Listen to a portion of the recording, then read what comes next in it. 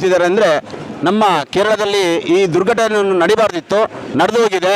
ಈಗಾಗಲೇ ನಮ್ಮ ಈ ಸಂಸ್ಥೆಯಿಂದ ಎಲ್ಲರಿಗೂ ಊಟದ ವ್ಯವಸ್ಥೆಯನ್ನು ಮಾಡ್ತಿದ್ದೇವೆ. ಈಗಾಗಲೇ ಆಂಬುಲೆನ್ಸ್ ವ್ಯವಸ್ಥೆಯನ್ನು ಮಾಡ್ತಿದ್ದಾರೆ. ಆಗಲೇ ಇವರ ಗುರುಗಳಾದಂತಹ ಆಶೀರ್ವಾದದಿಂದ ಬಂದಂತಹ ಎಲ್ಲರಿಗೂ ಊಟದ ವ್ಯವಸ್ಥೆಯನ್ನು ಮಾಡ್ತಿದ್ದೇವೆ ಅಂತ ಹೇಳ್ತಿದ್ದಾರೆ.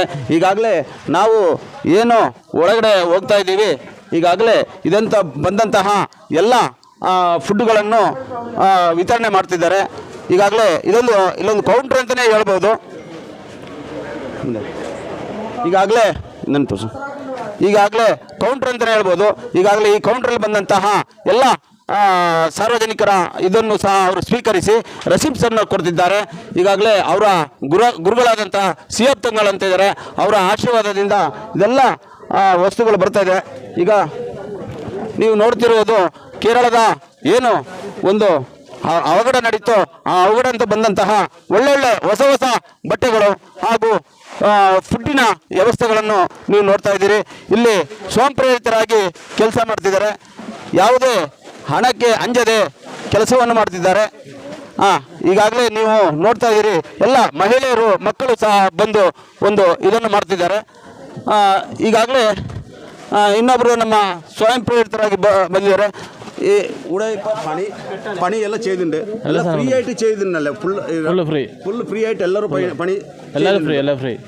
ಈಗಾಗಲೇ ಎಲ್ಲ ಸ್ವಯಂ ಪ್ರೇರಿತರಾಗಿ ಬಂದು ಇಲ್ಲಿ ಕೆಲಸವನ್ನು ಮಾಡಿ ಯಾವುದೇ ದುಡ್ಡಿಗಾಗಲಿ ಯಾವುದು ಮಾಡ್ತಾ ಇಲ್ಲ. ಅವರು ಸ್ವಯಂ ಪ್ರೇರಿತರಾಗಿ ಜಾತಿ ಮತ ಮರೆತು ಒಕ್ಕೂಟಿಯನ್ನು ಸೇರಿಸ್ತಿದ್ದಾರೆ. ആരക്ഷക വാഹിനി ചിക്കമംഗളൂർ. സർ എന്തായത് എന്ത്? വയനാട്ടിലെ മേപ്പാടി പഞ്ചായത്തിലെ മുണ്ടക്കൈ ചൂരൽമല പ്രദേശത്താണ് ഈ വലിയ ഒരു ദുരന്തം ഉണ്ടായിട്ടുള്ളത്.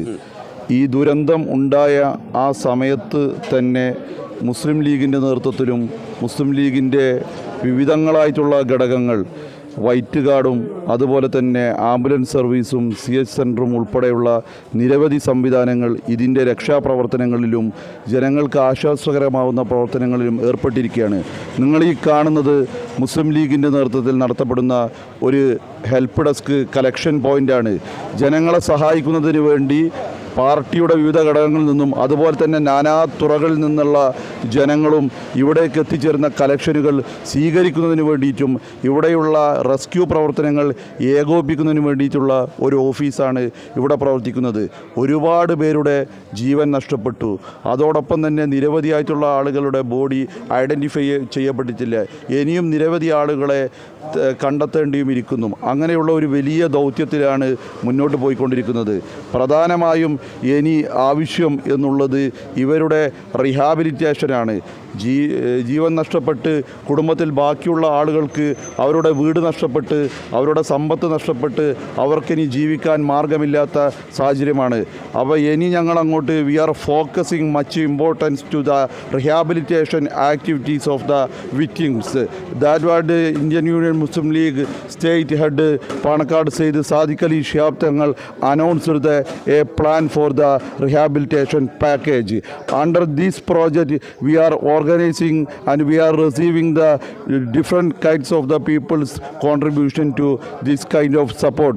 We are also expecting the all type of people irrespective of their religion, their caste and their place support the victims of this landslide in the Wayanad Mepadi region.